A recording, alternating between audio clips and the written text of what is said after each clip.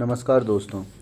अभी हाल ही में एमपीपीएससी ने असिस्टेंट प्रोफेसर के एग्ज़ाम को लेकर अपने कैलेंडर में बताया, जो कि मई 2025 में होने की आशंका है ना, एज़ पर द कैलेंडर। अब असिस्टेंट प्रोफेसर बनने के लिए हमारे देश में तीन रास्ते होते हैं। या तो आप यूजीसी नेट क्वालिफाई कर लें, या फिर SET state eligibility test clear कर लें, या फिर आप पीएचडी कर लें। ओके। अब इनमें सबसे इम्पॉर्टेंट एग्ज़ाम जो होता है वो होता है यूजीसी नेट, जो कि नेशनल टेस्टिंग एजेंसी के द्वारा लिया जाता है। और आज हम बात करने वाले हैं कि पॉलिटिकल साइंस सब्जेक्ट का सिलेबस जो है इसका, उसके बारे में डिस्कशन करेंगे डिटेल में। ये यूजीसी नेट का जो एग्ज़ाम है, एक हमारे देश में मिनिमम एलिजिबिलिटी क्राइटेरिया है to become a professor. If you want to teach in higher education field या हायर एजुकेशन कॉलेजेस में आप पढ़ाना चाहते हैं, तो यूजीसी नेट का एग्ज़ाम क्लियर करके आपको एक एलिजिबिलिटी मिल जाती है। मिनिमम एलिजिबिलिटी होती है ये, क्योंकि ये एग्ज़ाम हर साल में 2 बार होता है ना। मतलब ये हर साल 2 बार एग्ज़ाम लिया जाता है एनटीए के द्वारा। और जैसे कि स्टेट का सेट है, ये रेगुलर होता है। PhD takes a lot of time, है ना। So if you have MA, master of arts, MA की डिग्री है, मास्टर्स की डिग्री है, तो आप इस एग्ज़ाम को दे सकते हैं, है ना। तो हम बात करते हैं यूजीसी नेट के सिलेबस की। इसमें 10 यूनिट्स में डिवाइडेड होता है ये जो पूरा सिलेबस है। तो सबसे पहले तो यूनिट 1 जो है वो पॉलिटिकल थियरी की है। इसमें कोर कॉन्सेप्ट्स पढ़ने पड़ते हैं, जैसे लिबर्टी क्या है, इक्वलिटी क्या है, जस्टिस क्या है, राइट्स क्या होते हैं, डेमोक्रेसी की थ्योरी क्या है, पावर क्या है, सिटीजनशिप क्या होती है। पॉलिटिकल थ्योरी टॉपिक के तहत ये हमें सब पढ़ने पड़ते हैं। वहीं हमें अलग अलग पॉलिटिकल ट्रेडिशंस भी सिलेबस में हैं, चाहे वो लिबरलिज़म हो, चाहे वो कंजर्वेटिज़म हो, सोशलिज़म हो, मार्क्सिज़म हो, फेमिनिज़म हो, इकोलॉजिज़म हो, मल्टीकल्चरलिज़म हो, या पोस्ट मॉडर्निज़म हो, जो कि एक इम्पॉर्टेंट थ्योरीज़ हैं। इनके बारे में you have to understand the basic facts also, है ना। बिकॉज ये ऑब्जेक्टिव पेपर होता है, तो इसमें फैक्ट्स की जानकारी आपको रखनी है। इसमें आपको बुक्स और ऑथर्स के बारे में पढ़ना होगा, है ना, जो भी इन सब्जेक्ट्स पे किताबें हैं famous. For example Karl Marx ने कम्युनिस्ट मैनिफेस्टो लिखी है, तो कब लिखी है या उसके बारे में क्या है, ये सब चीज़ें। तो ये यूनिट 1 है। हर यूनिट से इक्वल वेटेज होता है, और हर यूनिट से 15 क्वेश्चंस आपको देखने को मिलेंगे। फिर यूनिट 2 की बात करें तो इसमें पॉलिटिकल थिंकर्स हैं, है ना। इसमें यूपीएससी के सिलेबस से काफ़ी ज़्यादा थिंकर्स हैं, जैसे Confucius, ancient Chinese thinker. Then we have Greek thinkers like Plato and Aristotle. Although Socrates is not mentioned, it is part of Plato only, है ना। ये एंशियंट टाइम के 3 थिंकर हैं, 2 यूरोपियन हैं और एक चाइनीज़ हैं, है ना। Then we have Machiavelli from Renaissance, Thomas Hobbes, John Locke, है ना, Rousseau, Friedrich Hegel, Mary Wollstonecraft जो कि एक फ़ीमेल थिंकर हैं, फेमिनिस्ट थिंकर हैं फ्रेंच रिवॉल्यूशन से, John Stuart Mill, Karl Marx, Antonio Gramsci. Then we have Hannah Arendt. She is also a female thinker. Okay, so we have 2 female thinkers. France Fanon, है ना। इनके अलावा माओ Zedong, China के communist leader, और John Rawls, जो justice के ऊपर जिनका जो थ्योरी है बहुत ही मतलब इम्पॉर्टेंट होता है पॉलिटिकल साइंस स्टूडेंट्स के लिए। तो ये सब हमारे को सिलेबस में इतने थिंकर्स हैं, मतलब करीब ये total 16 foreign thinkers we have, है ना। Then we also have Indian political thought. इसमें हमारे एंशियंट आइडियाज़ पढ़ने पड़ते हैं धर्मशास्त्र में, जो मनुस्मृति और उन सब से आएगा। Then we have Kautilya, then Agganya Sutra, this is Buddhist political thought. Okay, तो this is Buddhist political thought. Then we have Ziauddin Barani, है ना, Muslim political thinker from medieval India. And from modern times we have, although Kabir is not a modern thinker, Kabir medieval times से Kabir.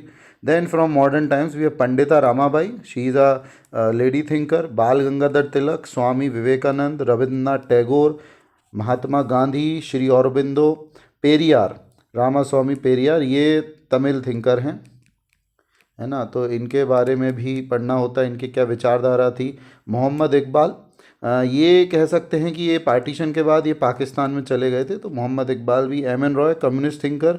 वीर सावरकर, है ना, जो RSS के आइडियलॉग हैं, इनके बारे में। डॉक्टर अंबेडकर, काफ़ी प्रसिद्ध थिंकर। जवाहरलाल नेहरू, राम मनोहर लोहिया, समाजवाद विचारक, socialist, JP Narayan and Deendayal Upadhyay, ये अगेन बीजेपी आइडियलॉग हैं, है ना, दीनदयाल उपाध्याय। तो ये सब इंडियन थिंकर्स हमको पढ़ने हैं, ये यूनिट 3 का पार्ट है। Then for unit 4 we have two, मतलब the unit is about comparative political analysis, है ना, तो कंपेरेटिव पॉलिटिक्स पढ़नी होती है।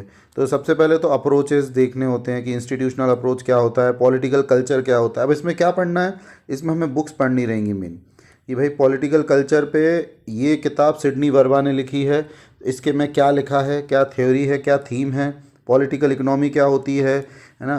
कार्ल मार्क्स पॉलिटिकल इकोनॉमी के लिए थिंकर हैं, कौटिल्य हैं, तो इनके क्या विचार हैं, न्यू इंस्टीट्यूशनलिज्म क्या है, कंपैरेटिव मेथड्स क्या होते हैं अलग अलग। Then we have colonialism and decolonialism. Okay, so forms of colonialism क्या होता है, एंटी कॉलोनियल स्ट्रगल्स क्या हैं, डी कॉलोनाइजेशन क्या है, प्रोसेस के बारे में, इस पर इंपॉर्टेंट बुक्स क्या हैं, थ्योरीज क्या हैं। Okay, then we have nationalism. अब यूरोपियन नेशनलिज्म और नॉन यूरोपियन में क्या अंतर है। स्टेट थ्योरी की बात करें तो debates over the nature of state, राज्य की परिभाषा कैपिटलिस्टिक और सोशलिस्टिक सोसाइटीज़ में कैसे डिफर कर रही है। पोस्ट कॉलोनियल स्टेट क्या है, वेलफेयर स्टेट क्या होता है, ग्लोबलाइजेशन क्या है, नेशन स्टेट का कॉन्सेप्ट क्या है। बहुत ही मतलब ब्रॉड लेवल पर आपको ये चीज़ें भी देखनी है।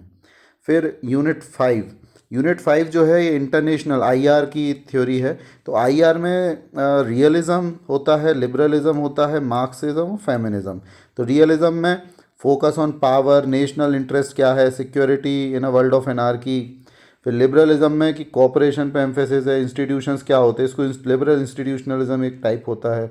इंटरनेशनल लॉ, इनका क्या रोल है ना। मार्क्सिज्म के बारे में पढ़ना होगा कि आईआर को मार्क्सिस्ट किस तरीके से देखते हैं, इस पर क्या क्या मेन थियरीज़ हैं, है ना, कौन कौन मेन विचारक हैं इसमें मार्क्सिज्म में। फेमिनिज्म क्या होता है, जेंडर्ड पावर डायनेमिक्स क्या होती हैं और उसका इंटरनेशनल रिलेशंस पे क्या प्रभाव पड़ता है, फेमिनिज्म की थ्योरी। फिर यूनिट 6 जो है ये इंडियन फॉरेन पॉलिसी के बारे में है। इसमें सबसे पहले तो प्रिंसिपल्स एंड ऑब्जेक्टिव्स हैं कि भाई इंडियन फॉरेन पॉलिसी के कोर प्रिंसिपल क्या हैं और क्या ऑब्जेक्टिव हैं, है ना। और नॉन वायलेंस या नॉन इंटरनेशनल कोऑपरेशन पे हमारे क्या विचार हैं। हमारे पड़ोसी राज्यों के साथ रिलेशंस देखने पड़ेंगे आपको। इंडिया के नेबर में जितने भी देश हैं, है ना, सार्क कंट्रीज़ हैं, उनसे हमारे बायलेटरल रिलेशंस कैसे हैं।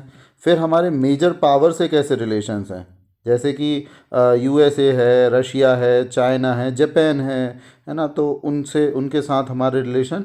और फिर इंडिया का इंटरनेशनल ऑर्गेनाइजेशंस के साथ क्या है, जैसे कि इंटरनेशनल ऑर्गेनाइजेशन जैसे यूएन है ना, आईएमएफ है, उसमें क्या रोल है, या आरसीईपी इंडिया ने क्यों ज्वाइन नहीं किया, आपको ये पता होगा कि आरसीईपी में कौन कौन से मेंबर हैं। ये सब चीज़ें हमको जानने योग्य रहेंगी इसमें।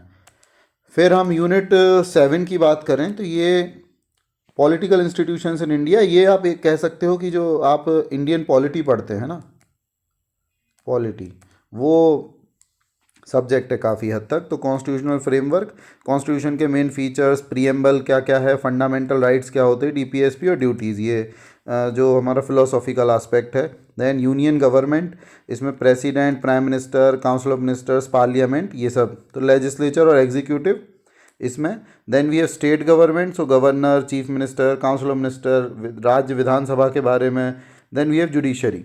सो these two units they are about executive and legislature at union and state level, and this is about judiciary. Okay, and judicial review activism, इसमें आपको important cases, है ना, list of precedents, वो सब चीज़ें देखनी रहेंगी। अब यूनिट 8 की बात करें तो ये पॉलिटिकल प्रोसेसेस इंडिया में कैसे हैं। ये पिछली यूनिट जो 7 थी वो पॉलिटी थी, ये पॉलिटिकल साइंस है और इंडिया के कंटेक्स में, कि भैया पार्टी सिस्टम कैसा होता है ना। तो नेशनल और रीजनल पॉलिटिकल पार्टीज़ के बारे में देखना है आपको, भाई बीजेपी पार्टी क्या है, कब बनी, कौन मेन आइडियलॉग हैं, उनके बारे में देखना है। इलेक्शंस के बारे में पूरी मशीनरी, इलेक्शन कमीशन का क्या रोल होता है, क्या अलग अलग इलेक्टोरल रिफॉर्म्स हैं, जैसे वन नेशन वन इलेक्शन अभी पास हुआ हो रहा है बिल जो, तो इसके लिए कमेटी बनी थी, कोविंद कमेटी, तो कमेटी के अध्यक्ष कौन थे, इस तरह का सवाल बन सकता है, ये सब चीज़ें। फिर आंदोलन भी हमारे सिलेबस में है। इसमें इम्पॉर्टेंट मूवमेंट जो हैं दलित के द्वारा हों, ट्राइबल, विमेन और एनवायरमेंटल ग्रुप्स इस तरीके के मूवमेंट्स भी, और आइडेंटिटी पॉलिटिक्स, जिसमें कास्ट का क्या प्रभाव है पॉलिटिक्स पर भारत में, धर्म का क्या है, भाषा का क्या है, ये सब चीज़ें हमारे को देखनी होंगी और इनके बारे में फैक्चुअल इन्फॉर्मेशन अपने को फोकस करना है। अब यूजीसी नेट का जो सिलेबस है, वैसे तो ये पीएसआईआर पॉलिटिकल साइंस का है, राजनीति विज्ञान का, इसमें पब एड भी एक यूनिट होता है। ओके, तो पब एड में थ्योरीज और कॉन्सेप्ट्स है ना, जैसे न्यू पब्लिक एडमिनिस्ट्रेशन क्या है, डेवलपमेंट एडमिनिस्ट्रेशन क्या है, कंपैरेटिव पवेट क्या होता है ये, फिर गवर्नेंस भी पढ़ना है, good governance, e governance, public policy, budgeting और फाइनेंशियल एडमिनिस्ट्रेशन भी हमारे सिलेबस में है, और एडमिनिस्ट्रेटिव रिफॉर्म्स के लिए क्या क्या किया जा रहा है।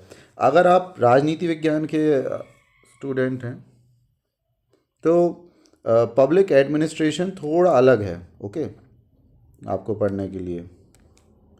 और फिर आखिरी यूनिट 10, तो इसमें रिसर्च मेथड्स के बारे में है, पॉलिटिकल साइंस के जो रिसर्च मेथड्स होते हैं, जो मतलब क्या है कि पॉलिटिकल साइंटिस्ट जो थे, ऑल्दो ह्यूमैनिटीज़ का सब्जेक्ट है, उनको साइंटिस्ट बनने का बड़ा चस्का था और उन्होंने उसको प्रैक्टिकल बनाने के लिए रिसर्च मेथडोलॉजीज़ डेवलप करी।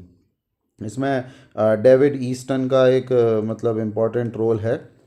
तो इनने मेथड्स बताए कि भाई क्या क्या मेथड होते हैं, रिसर्च डिज़ाइन कैसे होती है, डेटा कलेक्शन एनालिसिस कैसे होता है, हाइपोथेसिस कैसे बनाते हैं, और एथिक्स वगैरह का क्या रोल होता है रिसर्च में, ये पढ़ना होता है इस यूनिट में।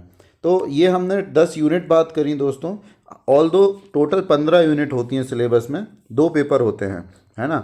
पेपर 1 जो होता है वो 100 मार्क्स का होता है, इसमें 50 क्वेश्चंस होते हैं, ओके। और पेपर 2 जो होता है ये टोटल 100 मतलब मार्क्स का होता है, आई मीन 200 मार्क्स का होता है, इसमें 100 क्वेश्चंस होते हैं,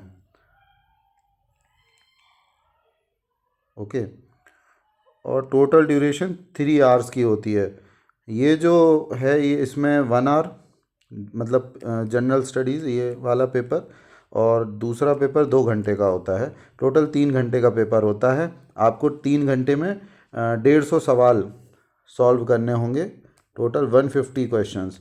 इनमें से जो 100 सवाल हैं वो आपके सब्जेक्ट से होंगे, जिसके हमने 10 यूनिट डिस्कस करी हैं अभी, और 50 सवाल जो होंगे ना वो आपके सभी के लिए कॉमन होंगे, उसमें 5 यूनिट होंगे, उसका हम सिलेबस अलग से डिस्कस करेंगे। हाँ, अब आप बात करें तो सोर्सेज की इसके लिए, तो आप बुक्स प्रेफर कर सकते हैं, जैसे ओपी गौबा की इंट्रोडक्शन टू पॉलिटिकल थ्योरी है, राजीव भार्गव की पॉलिटिकल थ्योरी है, अशोक आचार्य ने भी लिखी है, इंडियन पॉलिटिकल थॉट है by V R Mehta, modern Indian political thought Bipin Chandra की है ना। इनके अलावा जो सबसे बढ़िया किताब है वो ग्लोबल पॉलिटिक्स है बाय एंड्रू हेवुड, है ना। और पवेड के लिए पूरी बुक पढ़ने की नीड नहीं है, आप नोट से काम चला सकते हैं। साथ ही साथ इम्पोर्टेंट करंट अफेयर्स ज़रूर आपको इम्पोर्टेंट है इसमें देखते रहें, न्यूज़पेपर प्रेफर कर सकते हैं, I will suggest Indian Express, है ना। And also do check PYQs, previous year questions prefer देखें, NTA की वेबसाइट पर आपको मिल जाएंगे किस तरीके के सवाल आ रहे हैं, okay. So I hope we are clear. Thank you very much. In another video we will discuss the syllabus for paper 1. Thank you very much and all the best.